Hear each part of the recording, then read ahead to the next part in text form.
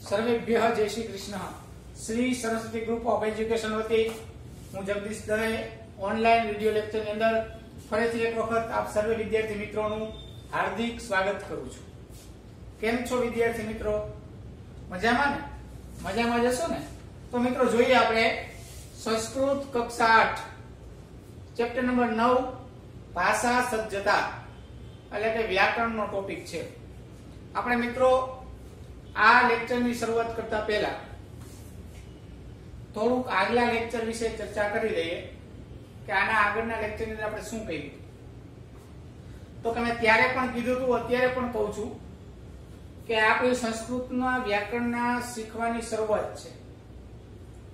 જો સંસ્કૃત વ્યાકરણ શીખવું હોય તો અહીંથી જ શરૂઆત થાય, સ્વર અને વ્યંજનથી।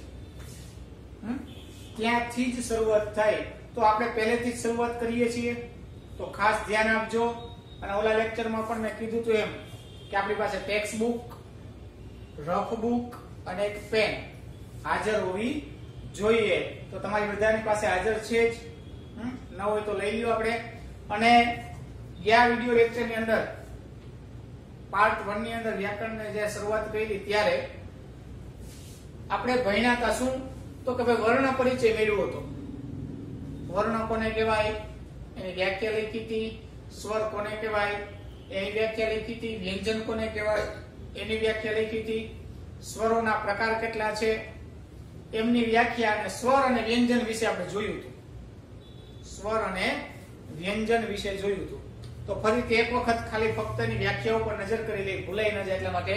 તો કે એકલા સ્વર કે વ્યંજનને વર્ણ કહેવાય છે અને એનું બીજું નામ અક્ષર છે। અને કુલ કેટલા છે વર્ણો? તો કે 46 વર્ણો છે। કેટલા? તો કે 46। કેટલા? તો કે ભાઈ 33 વ્યંજનો અને 13 સ્વર। 33 + 13 બરાબર 46, 46 બરાબર છે।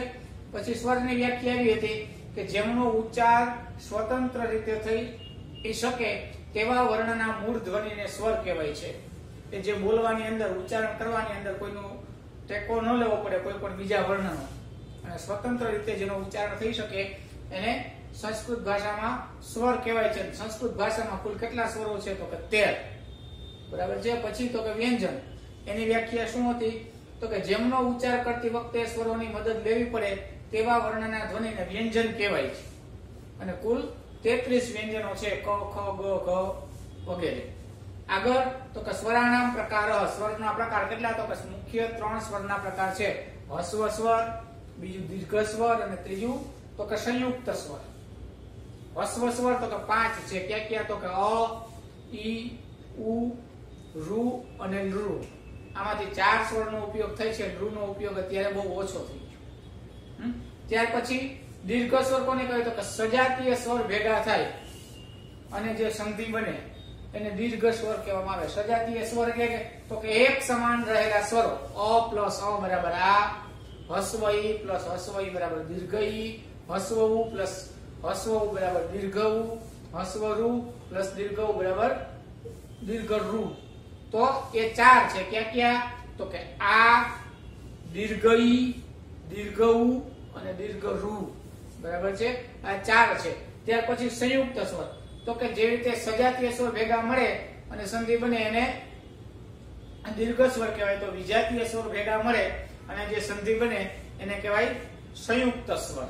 તો એ કેટલા છે? તો કે 4। ક્યાં ક્યાં? તો કે ઐ, ઓ, ઐ અને ઔ બરાબર છે। કઈ રીતે વિજાતીય? તો કે અ પ્લસ દીર્ઘ ઈ બરાબર એ, અ પ્લસ દીર્ઘ ઉ બરાબર ઓ, અ પ્લસ એ બરાબર ઐ અને અ પ્લસ ઓ બરાબર ઔ। સમજાણું? તો કુલ કેટલા સ્વરો છે? તો કે 13। ક્યાં ક્યાં? તો કે અ, ઈ, ઉ, ઋ, ઋ। પછી આ, ઈ, દીર્ઘ ઉ, દીર્ઘ ઋ 9। પછી તો કે એ, ઓ, ઐ અને ઔ। કુલ 13 સ્વરો રહેલા છે। જે આ પ્રમાણે અ, ઈ, ઉ, ઋ, લૃ, આ, ઈ, દીર્ઘ ઉ અને દીર્ઘ ઋ, એ, ઔ, એ અને ઔ। તો 13 સ્વરો, 33 વ્યંજનો। કુલ કેટલા થયા? તો કે 43। આપણે ત્યાં સુધી ભણ્યા હતા મિત્રો। તો હવે આજના દિવસે આ લેક્ચર અંદર શું શીખવાનું છે? તો કે ભાઈ સ્વર વિશે જોઈ લીધું, તો હવે આપણે જોવાનું છે વ્યંજનો વિશે. કેના વિશે? વ્યંજન વિશે.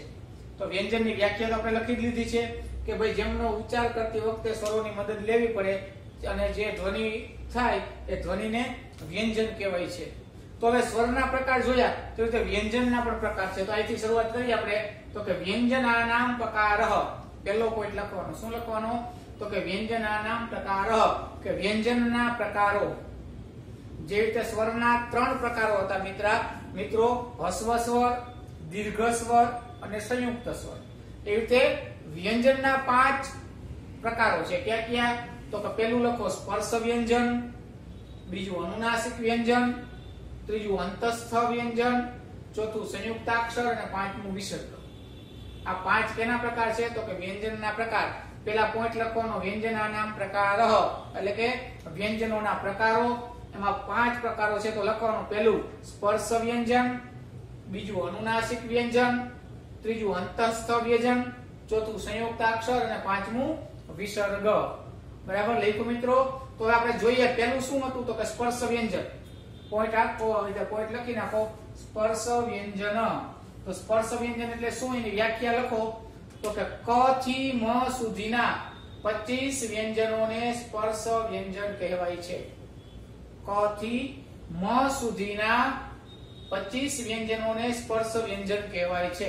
મિત્રો ખાસ યાદ રાખજો કે વ્યંજન હંમેશા ખોડા હોય, અડધા હોય. કેવા અક્ષરો? જાણો કે ક લખો, વ્યંજન લખતા હોય ત્યારે એની નીચે અડધો આમ લીટો કરી દેવાનો, એને ખોડો અક્ષર કહેવાય. ખ લખીએ તો અડધો, ગ લખીએ તો અડધો, ઘ લખીએ તો આમ. બરાબર છે? હલ કહેવાય આને, અથવા તો ખોડો અક્ષર કહી શકાય, અથવા તો હલંત શબ્દ પણ કહી શકાય. એટલે કે અડધો અક્ષર એને કહેવાય. તો ક થી મ સુધીના જે છે એ કેટલા છે? તો કે 25. આપણે ગણતરી કરશું હમણાં.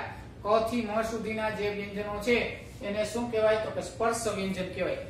શું કામે સ્પર્શ વ્યંજન કહેવાય? તો કે બીજી વ્યાખ્યા, તો કે આ વ્યંજનો બોલવા માટે મુખમાં ક્યાંક ને ક્યાંક જીભનો સ્પર્શ કરવો પડે છે. આ 25 વ્યંજનો છે ક થી મ સુધીના, એ તમે બોલો ને ત્યારે જીભનો ક્યાંક ને ક્યાંક આખા મોઢાની અંદર ક્યાંક ને ક્યાંક જીભને સ્પર્શ કરવો પડે. ક, ખ, ગ, ઘ, ચ, છ, ઝ, ઝ, ટ, ઠ, ડ. આવું બોલો તમે વ્યંજનો તો જીભ છે તમારા ક્યાંક દાંતને અડતી હોય, ક્યાંક ઉપર તાળવાને અડતી હોય, ક્યાંક છે કંઠને અડતી હોય, આમ ગળા સાઈડ નમતી હોય, ક્યાંક ઉપરના ભાગની અંદર અડતી હોય, ક્યાંક હોઠને અડતી હોય. તો એ ક થી મ સુધીના જે વ્યંજનો છે એમાં શું કામ એને સ્પર્શ વ્યંજન કીધા? તો કે જીભનો સ્પર્શ મુખની અંદર ક્યાંક ને ક્યાંક થાય છે, એટલા માટે થઈ એને સ્પર્શ વ્યંજન કહેવામાં આવે છે. હવે બીજું શું હતું? તો કે અનુનાસિક વ્યંજન. પહેલું ભણ્યા સ્પર્શ વ્યંજન, બીજું અનુનાસિક વ્યંજન. હવે અનુનાસિક વ્યંજનનું એક સૂત્ર મેં લખ્યું છે કે મુખના સિકા વચનો નાસિક. મિત્રો વ્યાકરણ છે એ કોની રચ્યું છે? આપણે ભણવામાં આવે છે. કોનું ભણીએ છીએ? તો કે સંસ્કૃતની અંદર એક પાણીની ઋષિ થઈ ગયા. પાણીની ઋષિ થઈ ગયા, મુનિ થઈ ગયા. એ મુનિએ વ્યાકરણની શરૂઆત કરી એટલે પાણીનીય વ્યાકરણ કહેવાનું. શું કહેવાનું? પાણીનીય વ્યાકરણ. કે એની અંદર પ્રકરણો લખ્યા. સંજ્ઞા પ્રકરણ, પછી અચ સંધિ, દીર્ઘ સંધિ, બધી એવી સંધિઓ લખી, વિસર્ગ સંધિ, એક એક અલગ અલગ બધા નિયમો બનાવ્યા. ટૂંકમાં કોણીએ બનાવ્યા? તો કે પાણીની મુનિએ. તો એમનું સંજ્ઞા પ્રકરણની અંદર એક સૂત્ર છે કે મુખના સિકા વચનો અનુનાસિક. આ અનુનાસિક વ્યંજન કોને કહેવાય? તો કે આ સૂત્ર મુજબ આનો અર્થ એવો થાય કે મુખ અને નાસિકા વચનો અનુનાસિક. એટલે કે મુખ અને નાસિકા એટલે કે નાક, મોઢા દ્વારા અને નાક દ્વારા બંને એક સાથે બોલવામાં આવે ને એવા વ્યંજનોને અનુનાસિક વ્યંજન કહે છે. મુખના સિકા, મુખ અને નાસિકા બંને દ્વારા એકી સાથે બોલવામાં આવે કે મોઢા દ્વારા બોલવાનું અને એ વ્યંજનને પાછો નાક દ્વારા પણ બોલવાનો. તો મોઢા અને નાક દ્વારા એકી સાથે જેને બોલીએ એને કહેવાય અનુનાસિક વ્યંજન. તો અનુનાસિક વ્યંજનો કેટલા છે? તો કે 5. ક્યાં ક્યાં? તો કે ગ, ય, ણ, ન ને મ. ગ, ય, ણ, ન ને મ. તો આ બધા વ્યંજનોને કેવી રીતે બોલાય? તો કે આ ગ છે આને કહેવાય ડ જેવો છે ને, જેમ ડ. બરાબર? તમે આવો શબ્દ જોયો હશે ક્યાં? વચ્ચે આ મીંડું હોય ડ ની વચ્ચે, એને કહેવાય ગ. શું કહેવાય? ગ. ગ છે નાકમાંથી બોલીએ તો શું થાય? ગ. ગ ને નાકમાંથી બોલવાનો, મોઢામાં છે નાકમાંથી ગ. બરાબર છે, એટલે ગ. પછી આ છે આવો અક્ષર પણ તમે જોયો હોય. બરાબર છે, આને શું કહેવાય? તો કે આ ય જ છે, પણ એને શું કહેવાય? ય. નાકમાંથી અને મોઢામાંથી બંનેની સાથે બોલવાનું ય. પછી ન, ન અને મ. બરાબર છે, યમ ગણનમ, યમ ગણમ નમ. આ 5 અક્ષરો જે 5 વ્યંજનો છે એને કહેવાય અનુનાસિક વ્યંજનો.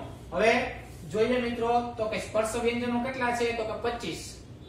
સ્પર્શ વ્યંજનો કેટલા છે? તો કે 25. પછી અનુનાસિક વ્યંજનો કેટલા છે? તો કે 5. તો કેટલા થયા? 25 અને 5 30. આ ખાસ યાદ રાખ્યા જેવું છે. આ પરીક્ષામાં પ્રશ્ન પણ પૂછાય કે ભાઈ સ્પર્શ વ્યંજન કેટલા છે? તો કે 25. અનુનાસિક વ્યંજન કેટલા છે? તો કે 5. અથવા તો એવો પણ પ્રશ્ન પૂછાય કે અનુનાસિક વ્યંજનો કયા કયા છે તે લખો. 5 5 ના નામ લખવાના. તો કે ગ, ય, ન, અને મ. પછી સ્પર્શ વ્યંજનો 25. તો ક્યાં ક્યાં? તો કે ક થી મ સુધીના. બરાબર છે. હવે એના પછીનો ત્રીજો તો કે અંતઃસ્થ વ્યંજન. કેવા વ્યંજન આવ્યા? અંતઃસ્થ વ્યંજન. એટલે કે અંતઃસ્થ વ્યંજન જોઈની વ્યાખ્યા તો કે કેટલા છે? તો કે ય, ર, લ, વ 4. કેટલા છે? તો કે 4. ય, ર, લ, વ. ઉચ્ચારણમાં અર્ધ સ્વર જેવા લાગે છે, તેથી અર્ધ સ્વર કે અંતઃસ્થ કહેવાય છે. એ ઉચ્ચારણમાં કેવા લાગે? તો કે અર્ધ સ્વર જેવા લાગે છે, એટલે એ અંતઃસ્થ કહેવાય છે. અર્ધ સ્વર ય, ર, લ, વ એવું બોલો ને એટલે આપણે એમ થાય કે અર્ધો અક્ષર બોલતો ને એવું જ લાગે. નયન, જો આવ્યું ને ર, ય આવ્યું, એમાં નયનમાં ર આવ્યો. પછી તો કે રમેશ, તો ર બોલીએ ફટાફટ બોલતા હોય. બરાબર છે. તો કે લક્ષ્મણ, પછી વશિષ્ઠ. ટૂંકમાં એ શબ્દ બોલતા ય, ર, લ, વ આ 4 શબ્દ એવા છે કે ઉચ્ચારણ એનું ગમે એમ કરીએ તો અર્ધ સ્વર જેવા જ લાગે. આખા બોલીએ ને તો રમેશ તો ર આખો જ છે ને, વશિષ્ઠ તો વ આખો જ છે, નયન તો કે ન્યા ય આખો જ છે, પણ છતાંય ઉચ્ચારણમાં અર્ધ સ્વર જેવું લાગે, બોલવામાં અડધું બોલતા હોય એવું લાગે, જેથી કરીને એને અર્ધ સ્વર અથવા તો અંતઃસ્થ વ્યંજન કહેવામાં આવે છે. ત્યાર પછી મિત્રો જોઈએ ચોથા નંબરનું સંયુક્તાક્ષર. કેવા અક્ષર? તો કે સંયુક્તાક્ષર. પણ સંયુક્તાક્ષર એટલે શું મિત્રો? તો કે એક થી વધારે, જો ખાસ આ વ્યાખ્યામાં ધ્યાન આપજો નકર નહીં સમજાય. એક થી વધારે વ્યંજનો. શું કીધું? એક થી વધારે વ્યંજનો સ્વર વગર ભેગા થાય ત્યારે સંયુક્તાક્ષર બને છે. એક થી વધારે વ્યંજનો સ્વર વગર ભેગા થાય ત્યારે સંયુક્તાક્ષર બને છે. એટલે કે વ્યંજનો એમાં સ્વર તો હોય જ, પણ સ્વર કેટલા હોય? તો કે સ્વર એક જ હોય અને વ્યંજનો વધારે હોય. એક થી વધારે, એક થી વધારે વ્યંજનો ભેગા થાય અને પછી જે અક્ષર બને એને કહેવાય સંયુક્તાક્ષર. એને શું કહેવાય? સંયુક્તાક્ષર. એટલે કે સંયુક્ત અક્ષર. એની સંધિ આપણે છૂટી પાડી નાખીએ સંયુક્ત અક્ષરની, તો કે સંયુક્ત અક્ષર એવું થઈ જાય. સંયુક્ત અક્ષર આની સંધિ આવી થાય. બરાબર છે. તો સંયુક્તાક્ષર કે એક થી વધારે વ્યંજનો ભેગા થાય સ્વર વગરના. કેવા? સ્વર વગરના એક થી વધારે વ્યંજનો ભેગા થાય. એક થી વધારે સ્વરો નહીં, પણ એક થી વધારે વ્યંજનો હોય અને સ્વર એક જ હોય અને એનાથી જે બને શબ્દને કહેવાય સંયુક્તાક્ષર. એના ઉદાહરણ જોઈએ આપણે રેખા છે. તો કે ક, જો વ્યંજન હંમેશા કેવું હોય? તો કે અડધો જ હોય. ક અને સ. ક અને સ મૂર્ધન્ય સ કહેવાય. અને કેવો સ કહેવાય? ફાડિયાનો સ આવે ને મૂર્ધન્ય સ કહેવાય. અને આ બે, આમાં વ્યંજનો કેટલા છે? તો કે 2 અને સ્વર એક જ. તો આ ત્રણેય ભેગા થાય તો શું બને? તો કે ક્ષ. આ જે ક્ષ બન્યો, બરાબર છે, એ ક્ષ ને શું કહેવાય? તો કે સંયુક્તાક્ષર કહેવાય. શું કામે? તો કે 2 વ્યંજનો ભેગા થઈ અને એક સ્વર 3 ભેગા થઈને બન્યો એટલે ક્ષ બન્યો. ત્યાર પછી બીજું ઉદાહરણ તો કે બ અને દ. બ અને દ બંને કેવા છે? ખોડા. 2 ભેગા થયા, એમાં સ્વર બન્યો એટલે શબ્દ બન્યો દ. શું બન્યો? દ. આપણે શબ્દ લખીએ ને, શબ્દ, તો આ જે દ છે એ શબ્દ બન્યો. કેવી રીતે? તો કે બ, દ અને અ ભેગા થયા એટલે દ શબ્દ બન્યો. ત્રીજું ઉદાહરણ જોઈ લઈએ તો કે સ. બરાબર છે. કયો સ? તો કે તાલવ્ય સ. અને કયો સ કહેવાય? તાલવ્ય. શરણાઈનો સ આવે ને એને તાલવ્ય સ કહેવાય. સ પ્લસ ર. બંને કેવા છે વ્યંજનો? જો વ્યંજનો કેટલા છે? બે. સ્વર એક જ છે. કેવો? તો કે દીર્ઘ ઈ. તો કે સ, તાલવ્ય સ, ર અને ઈ. દીર્ઘ ઈ બને તો ભેગા થાય તો શું બને? તો કે શ્રી. શું બન્યું? શ્રી. તો શ્રી છે ને શું કહેવાય? તો કે સંયુક્તાક્ષર. ત્યાર પછી હજી એક તો કે ત, ન. જો બે વ્યંજનો છે અને સ્વર એક જ છે અ, તો શું બન્યું? તો કે ન. બરાબર છે. પ્રયત્ન લખીએ આપણે. પ્રયત્ન લખ્યું તેમાં જે ન છે ને એ કેનાથી બને? તો કે ત અને ન. એ બંને શબ્દ ભેગા થયા, બંને સ્પર્શ, બંને વ્યંજનો અને એમાં અ ભળ્યો એટલે થઈ ગયું તન. બરાબર છે. એવી રીતે હજી એક ઉદાહરણ જોઈ લઈએ. તો કે જ, જ પ્લસ ય પ્લસ અ બરાબર તો કે જ્ઞ. શું બન્યું? તો કે જ ને ય. ય આ અનુનાસિક વ્યંજન છે. બરાબર છે. જ ને ય બે અને અ આ બે વ્યંજન છે. આ સ્વર છે. એક બે વ્યંજન અને એક સ્વર એટલે જ ય એટલે શું બની ગયો? જ્ઞ. સમજાણું? તો કે એક કરતા વધારે સ્વરો ભેગા, એક કરતા વધારે વ્યંજનો ભેગા હોય સ્વર વગરના, ત્યારે જે શબ્દ બને એને કહેવાય સંયુક્તાક્ષર. આગળ જોઈએ પાંચમો એનો પ્રકાર કેવો હતો? તો કે વિસર્ગ. તો આપણે લખો છે વિસર્ગ. તો લખો તમે વિસર્ગની વ્યાખ્યા કે શબ્દોમાં છેલ્લે ગુરુ વિરામ જેવી નિશાની. ગુરુ વિરામ જેવી એટલે કે બે ટપકા, બે મીંડા. જો અહીંયા નિશાની છે. શબ્દમાં છેલ્લે ગુરુ વિરામ જેવી નિશાની હોય તેને વિસર્ગ કહે છે. તેને શું કહેવામાં આવે? તો કે તેને વિસર્ગ કહે છે. હવે જોઈએ આપણે એનું ઉચ્ચારણ જોઈએ અને શબ્દ જોઈએ. આમ તો એનું ઉચ્ચારણ કરવું ખૂબ જ અઘરું છે. વિસર્ગ બોલવું અને એ ખૂબ અઘરું વસ્તુ છે. આને કઈ રીતે બોલે? બે ટપકા હોય ને કઈ રીતે બોલે? તો કે એની વ્યાખ્યા બહુ અઘરી છે પણ એનું ઉચ્ચારણ કરવું બહુ સહેલું છે. કઈ રીતે જોઈએ આપણે ઉદાહરણ દ્વારા સમજીએ. અહીંયા રામ શબ્દ છે. શું શબ્દ છે? રામ. પાછળ વિસર્ગ છે તો એને વચાય કઈ રીતે? તો કે રામ હ. વિસર્ગને શું વાંચી શકાય? હ વાંચવાનો. રામ હ. હવે અહીંયા દેવા શબ્દ છે. કેવો શબ્દ છે? દેવા. અને વિસર્ગ છે તો એને શું વચાય? તો કે દેવાહા. રામની પાછળ હતો તો કે રામહ. દેવાની પાછળ હતો તો કે દેવાહા. માનો કે જેવો સ્વર પાછળ હોય, શબ્દની પાછળ જે કઈ સ્વર હોય એવું વિસર્ગનું ઉચ્ચારણ થાય. અહીંયા ખાલી મ હતો તો રામહ થયું. અહીંયા આ હતો છેલ્લે આ હતો તો વિસર્ગનું ઉચ્ચારણ પણ આ જેવો થઈ ગયો. દેવાહા. આગળ રી, હસ્વ રી છે તો હરિહી. હરિ શબ્દ છે વિસર્ગ તો એનું ઉચ્ચારણ શું થઈ ગયું? તો કે હરિહી. કઈ રીતે વચાય એને? હરિહી. કઈ રીતે? દીર્ઘ. નદી, નદી. બરાબર. તો એને વચાય કઈ રીતે? તો કે નદીહી. કઈ રીતે વચાય? તો કે નદીહી. પછી ભાનુ શબ્દ ઉકારાંત. બરાબર છે. ભાનુ એમાં વિસર્ગ લઈ ગયો તો શું બન્યું? તો કે ભાનુહુ. પછી વધુ, દીર્ઘ ઉકારાંત. વધુ શબ્દ છે તો એને કઈ રીતે વચાય? તો કે વધુહુ. વધુહુ. પછી એ આવતો હોય પાછળ તો કે રવે શબ્દ છે. શું છે? રવે. રવે નો અર્થ થાય સૂર્ય.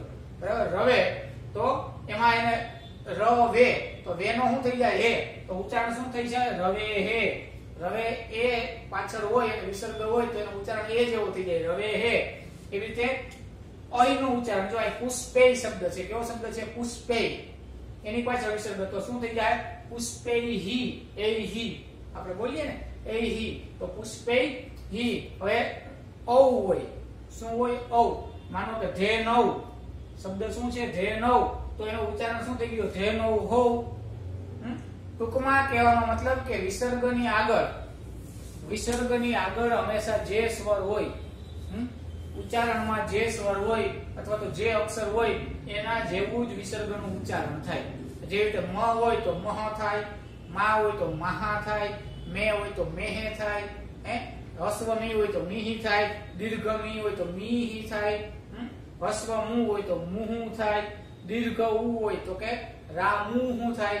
આવી જ રીતે જે વિસર્ગની આગળ જે કોઈ સ્વર હોય એનું ઉચ્ચારણ જેવું હોય વિસર્ગનું ઉચ્ચારણ પણ એ રીતના જ થાય છે. તો મિત્રો જોયું આપણે વ્યંજન જોઈએ. વ્યંજનની વ્યાખ્યા શું હતી? તો કે જેમનો ઉચ્ચાર કરતી વખતે સ્વરોની મદદ લેવી પડે અને જે વર્ણનો ધ્વનિ ઉત્પન્ન થાય તેને વ્યંજન કહેવાય છે. વ્યંજનના 5 પ્રકારો છે: સ્પર્શ વ્યંજન, અનુનાસિક વ્યંજન, અંતસ્થ વ્યંજન, સંયુક્તાક્ષર અને વિસર્ગ. તો ક થી મ સુધીના જે વ્યંજનો છે એને કહેવાય સ્પર્શ વ્યંજન. શું કામે? તો કે મુખમાં કોઈને કોઈ જગ્યાએ જીભ છે એ ટચ કરે છે એટલે એને સ્પર્શ વ્યંજનો કીધા. એ 25 છે. ત્યાર પછી અનુનાસિક વ્યંજન, તો કે આ વ્યંજનને બોલવામાં શું થાય? તો કે ભાઈ મુખની અંદર, મુખની સાથે નાકથી પણ બોલવાનું. આ સૂત્ર અનુસાર મુખનાસિકા વચનો એટલે એ કેટલા છે? તો કે 5. યમ ગણ નમ, બરાબર છે, એટલે 25 અને આ 5. પછી અંતસ્થ વ્યંજન કેટલા કીધા? તો કે ભાઈ એનું ઉચ્ચારણ કરવામાં અર્ધ સ્વર જેવો લાગે તેને કહેવાય અંતસ્થ વર્ણન. તો કે કેટલા છે? તો કે ય, ર, લ, વ, બરાબર છે. અને ત્યાર પછી કે એક થી સંયુક્તાક્ષર કોને કહે? તો કે એક થી વધારે વ્યંજનો ભેગા હોય સ્વર વગરના અને એનાથી જે અક્ષર બને એને સંયુક્તાક્ષર કહેવાય. વિસર્ગ, તો કે શબ્દમાં છેલ્લે ગુરુ વિરામ જેવી નિશાની હોય એટલે કે આવી નિશાની હોય, બરાબર છે, બે મીંડાની, એને શું કહેવાય? વિસર્ગ કહે છે. અને વિસર્ગનું ઉચ્ચારણ કઈ રીતે થાય? તો કે વિસર્ગ પહેલા જે કોઈ સ્વર હોય એનું જે ઉચ્ચારણ થતું હોય એ પ્રમાણે વિસર્ગનું ઉચ્ચારણ થાય છે. તો મિત્રો આપણે આ જોઈ તો લીધું, સ્પર્શ વ્યંજનો, અંતસ્થ વ્યંજનો, સ્વરો જોયા આપણે. હવે તમારી ટેક્સ્ટ બુક ની અંદર ભાષા સજ્જતા પેજ નંબર 43 ઉપર સરસ મજાનો કોષ્ટક આપેલું છે. શું આપેલું છે? કોષ્ટક, જેને કહેવાય વર્ણપટ. શું કહેવાય? વર્ણપટ, જે આપણે આખે આખો અહીંયા દોરેલો છે. તો મિત્રો આપણે એના વિશે સમજીએ. જોઈએ શરૂઆત કરતા પહેલા તમે બધા ટેક્સ્ટ બુકમાં નજર કરો તો કે સંસ્કૃત ભાષાના અભ્યાસ માટે કેટલીક સમજ વિકસાવી અહીં પ્રયાસ કરીએ છીએ કે કેટલીક ભાઈ વસ્તુઓ શીખવી પડે. સંસ્કૃત ભાષા શીખવી હોય તો એની પહેલા આપણે કેટલી બધી વસ્તુઓ શીખવી પડે એની સમજ આમાં આપી છે. પહેલું તો કે બંને ઓઠ એકબીજાને અડે નહીં તે રીતે આપેલ શબ્દોનું વાંચન કરો. બંને શબ્દો બોલવાની પડે, બંને ઓઠ અડવા જોઈએ નહીં અને રીતે વાંચન કરવાનું છે. શું છે? મનોજહ, મ બોલો એટલે અડી જ જવાના છે, તો કઈ શક્ય છે નહીં. પછી પઠતી, તો પ બોલો એટલે બંને ઓઠ ભેગા થઈ જાય. જો બોલો પ, તો કે શક્ય છે નહીં. ભારતમ, ભ બોલો, ભ તોય અડી જવાના, ભારતમ. પછી ફલમ, ફ બોલો તોય બંને ઓઠ અડી જવાના છે. પછી બ ભૂવ, બ બોલો તોય બંને ઓઠ અડી જવાના છે, તો કે ઉચ્ચારણ શક્ય છે નહીં. તો એના માટે જ આ કોષ્ટક સમજવાનું છે. આગળ જોઈએ પ્રવૃત્તિ 2, તો કે જીભ દાંતને અડે નહીં તે રીતે નીચેના શબ્દોનું વાંચન કરો. હવે આમાં આપણે શું કીધું? બે ઓઠ ભેગા ન થાય. હવે કીધું કે જીભ છે એ દાંતને અડવી જોઈએ નહીં, એ રીતે બોલવાનું. એમાં શું છે? તો કે તત્પરહ, ત બોલો, ત. જીભ છે એ દાંતને અડાડ્યા વગર ત બોલો, ત, તો કે બોલી શકાય નહીં. પછી દદાતી, તો કે દ બોલો, તો કે દ છે એમાં જીભ છે એ દાંતને અડે અને અડે. દ છે એ દાંતને જીભ અડે. તમે બોલો, ટ્રાય કરો, દ, દ બોલો એટલે દાંતને જીભ અડી જાય. પછી ધનમ, ધ બોલો, ધ બોલો તો એ દાંતને જીભ અડે જ. પછી પંથાહા, તો કે તમે એ બોલો તો પણ ન બોલો, પણ ન બોલો જી, પણ ન બોલો તો જીભ છે એ દાંતને અડે જ છે, તો એના વગર શક્ય ઉચ્ચારણ છે નહીં. તો હવે નીચે લખ્યું શબ્દોનું વાંચન કરી શકાયું? પ્રશ્ન પૂછ્યો. નહીં ને, કે ના ને. શા માટે? શું કામ ન કરી શકાયું? તો કે વિચારો. ભાઈ આવું જે કીધું તો કે શબ્દ વાંચવાના કીધા હતા કે ઓઠ અડાડ્યા વગર બોલો તો વચાણા, તો કે ન વચાણા. તો કે દાંતને જીભ અડાડ્યા વગર બોલો, બોલાણા ન બોલાણા. શું કામે ન બોલાણા? તો કે એની ચર્ચા કરો, કારણો શોધીને નોંધપોથીમાં લખો. જે શું કામે ન બોલાણા એ કારણ શોધવાનું આપણે બધાએ. ભાઈ કેમ નથી બોલાતા? તેની પાછળનું કઈ કારણ તો છે જ, અને તેની ચર્ચા કરો અને તેના આધારે અહીં આપેલ કોષ્ટક સમજવાનો પ્રયાસ કરો. એની ચર્ચા કરવા માટે થઈ અને આ કોષ્ટક સમજવાનો આપણે પ્રયત્ન કરવાનો છે. જોઈએ હવે કોષ્ટક, વર્ણપટ, બરાબર છે. તો વર્ણપટની અંદર પહેલા તો આપણે જોઈ લઈએ, પહેલું જગ્યા અહીં આપી છે સ્થાન. જો તમારી ટેક્સ્ટ બુકમાં છે પહેલી જગ્યા શું આપી? સ્થાન.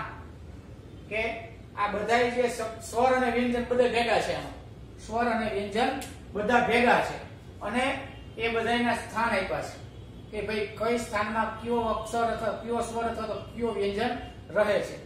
બીજું અહીંયા શું આપ્યું? તો કે સ્વર અને આ બધા વ્યંજનો. આ બધા શું છે? તો કે સ્વરો છે. આ જે ત્રણ લીટીમાં છે એ સ્વરો છે અને આ બધા છે એ વ્યંજનો છે. પછી શું કીધું તો કે ઘોષ, અઘોષ, ઘોષ, અઘોષ અને ઘોષ. ઘોષ એટલે કે શું તો કે તમે જે કંઈ બોલો અને જીભ છે બરાબર છે અંદરની તરફ વળે અને અંદરથી જે શબ્દ નીકળે એને ઘોષ કહેવાય. આપણા હૃદયમાંથી જેને નાભી શબ્દ કહેવાય કે નાભીમાંથી જે શબ્દ નીકળે એને ઘોષ કહેવાય અને એમનેમ શબ્દ નીકળે એને અઘોષ કહેવાય. તો ઘોષ અઘોષ જોયા.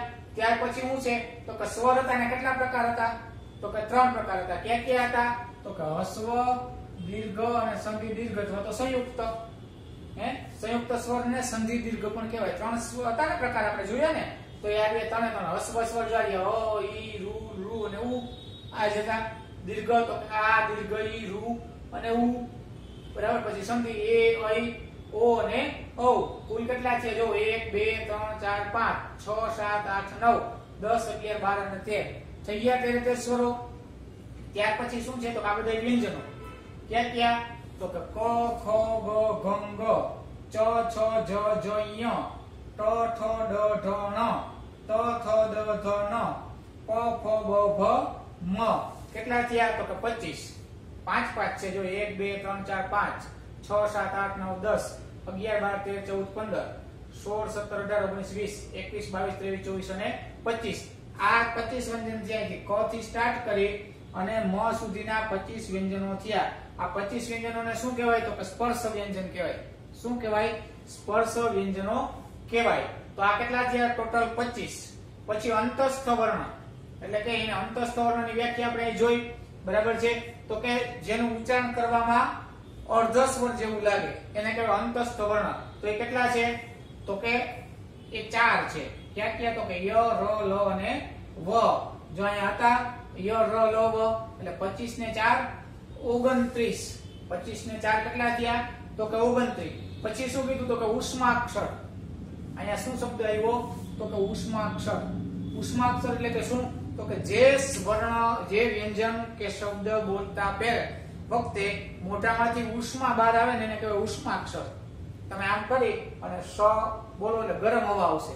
ઉષ્મા એટલે કે ગરમ હવા બરાબર છે. આ સ સ સ હ એવું બોલો એટલે ગરમ આવે. બાકી ક ખ ગ એવું બોલો તો એમાં ક્યાંય ઉષ્મા બહાર આવે નહીં. ફક્ત અને ફક્ત આ 4 શબ્દ છે એમાં બોલો તો જ ઉષ્મા બહાર આવે.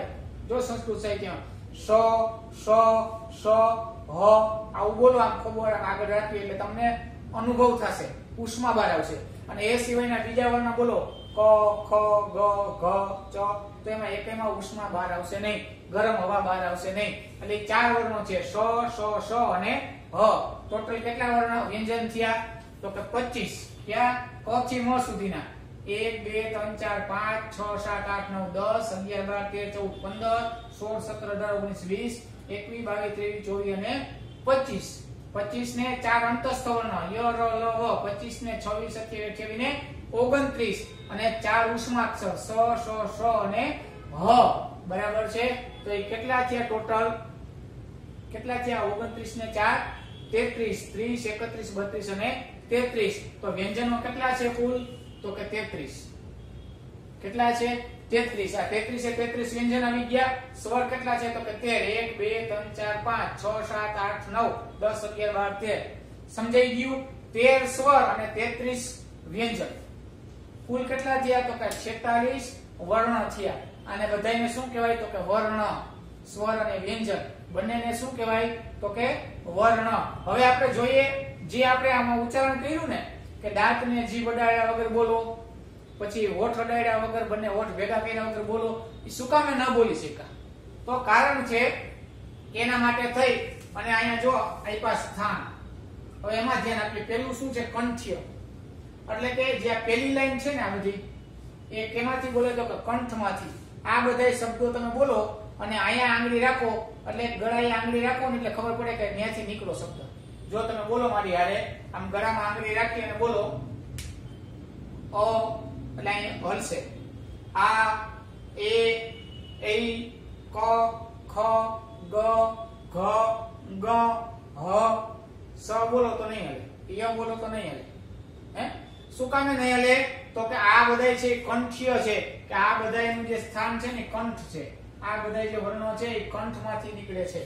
ગળામાંથી નીકળે એટલા માટે એને શું કીધું, એનું સ્થાન શું આપ્યું, કંઠ્ય. કંઠ્ય વર્ણ ક્યાં ક્યાં, આવો પ્રશ્ન પણ પૂછાઈ શકે તો કંઠ્ય વર્ણ ઓળખાવો. તો કંઠ્ય વર્ણ કેટલા છે, અ, આ, એ, ક, ખ, ગ, ઘ, ગ અને હ. ત્યાર પછી બીજું સ્થાન તાલવ્ય એટલે કે તાળવું. આપણા મોઢાની ઉપર જે તાળવું હોય એ તાળવું, બરાબર, કે ન્યા જીભ વડે આ બધા અક્ષરો બોલો ને એટલે બધાય ફરજિયાત જીભની આડે. જો ઈ, ઈ, એ, ચ, છ, જ, ઝ, ય, ય, શ. એટલે જીભ છે આમ ઊંધી થઈ જાય. જીભ કેવી થઈ જાય, ઊંધી થઈ જાય, બરાબર છે, એને કહેવાય તાલવ્ય. ત્યાર પછી મૂર્ધા, બરાબર, મૂર્ધા એટલે કે આ બધાની અંદર તો કે છેક જીભ છે વધારે બેવડી કરીને ઉપર સુધી વડે. જો રૂ, રૂ, ટ, ઠ, ડ, ઢ, ણ, ર, સ. સમજાય છે કે એ બધા કેવા છે તો કે જીભ વધારે વળે છે, છેક ઉપર સુધી વધારે વળે. જો તમે બોલો ટ, ઠ, ડ, છેક ઉપર તાળવાને જીભ વળી જાય એને કહેવાય મૂર્ધા, બરાબર. ત્યાર પછી દંત્ય કે આ બધા જે શબ્દો છે એ તમે બોલો ને એટલે દાંતને સ્પર્શ થાય. તમારી જીભ છે કોને સ્પર્શ થાય તો કે દાંતને. ક્યાંક કે જો રૂ, ત, થ, ડ, ધ, ન, લ, સ. સગડીનો સ બોલો તો થાય, પાછો સફાટીઓ બોલો તો ન થાય, આ શરણાઈનો સ બોલો તો ન થાય. ખાલી સગડીનો સ બોલો તો જ તમારા દાંતને જીભ વળશે એટલે કહેવાય દંત્ય. અને છેલ્લું ઓષ્ઠ્ય એટલે કે બંને હોઠ ભેગા થાય. બંને હોઠ ભેગા થયા વગર આ શબ્દો બોલી શકાય નહીં. ક્યાં ક્યાં છે જોઈએ, ઉ, પછી ઉ, પછી ઓ, ઔ, પછી પ, ફ, બ, ભ, મ અને વ, બરાબર છે. તો આ જે છે ઓ અને ઔ એ શું છે તો કે કંઠ્ય છે અને ઓષ્ઠ્ય છે.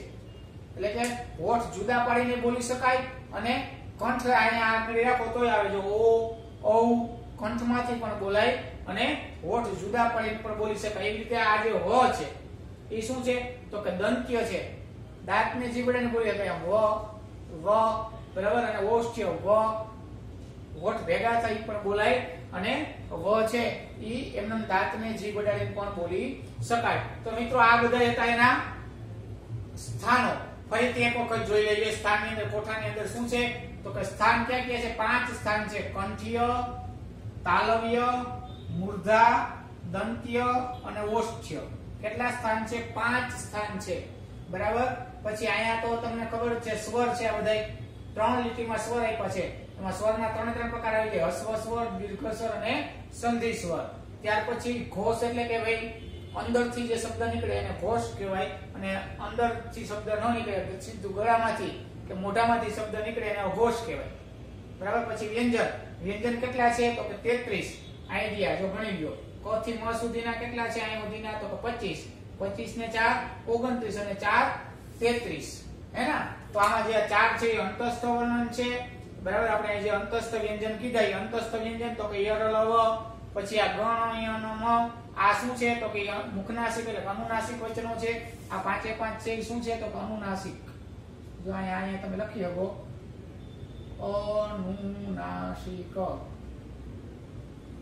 બરાબર. એટલે 5 જે વર્ણો છે એને અનુનાસિક વર્ણો પણ આપણે કહી શકીએ છીએ. આપણે કોષ્ટકમાં નથી પણ તમે અહીંયા અલગ લખી શકો એટલે કે તમને ખબર પડી જાય કે આ 5 અનુનાસિક છે, આ 4 અંતસ્થ છે અને આ 4 છે ઉષ્માક્ષર છે. ઉષ્માક્ષર એટલે કે જેને બોલવાથી ઉષ્મા બહાર આવે તે. અને આ બધા એના સ્થાન છે અ, આ, એ, ક, ખ, ગ, ઘ, બરાબર. આવી રીતે આખે આખા એના આ 5 વર્ગો છે. હવે આને 5 વર્ગ કહેવાય. આ પહેલો વર્ગ, આ બીજો વર્ગ, આ ત્રીજો વર્ગ, આ ચોથો વર્ગ અને આ 5મો વર્ગ. આને ક વર્ગ કહેવાય. ક થી ગ સુધીના એક વર્ગની અંદર 5 જ વર્ણ આવે. ક્યાં તો કે ક વર્ગની અંદર ક થી ગ સુધીના વર્ણ એને કહેવાય ક વર્ગ. પછી ચ વર્ગમાં તો કે ય સુધીના ચ, છ, જ, ઝ, ય. ટ વર્ગની અંદર તો કે ટ, ઠ, ડ, ઢ, ણ. ત વર્ગની અંદર ત, થ, દ, ધ, ન. અને પ વર્ગની અંદર પ, ફ, બ, ભ, મ. આ 5 વર્ગ છે. ક્યાં ક્યાં વર્ગ તો કે ક વર્ગ, ચ વર્ગ, ટ વર્ગ, ત વર્ગ અને પ વર્ગ. આ 5 વર્ગો છે. ક, ચ, ટ, ત, પ, બરાબર. આ 5 વર્ગો છે. તો મિત્રો આજના દિવસે આ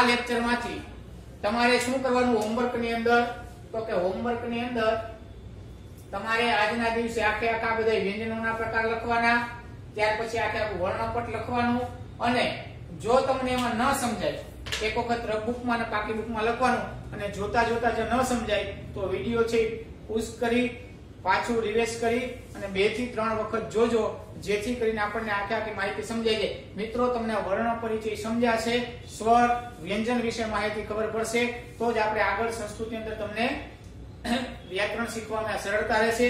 એટલા માટે થઈ અને આ વિડિયો બધાએ ખાસ જોવાનો છે. ચાલો, સર્વેભ્યઃ જય શ્રી કૃષ્ણ, જયતુ સંસ્કૃતમ.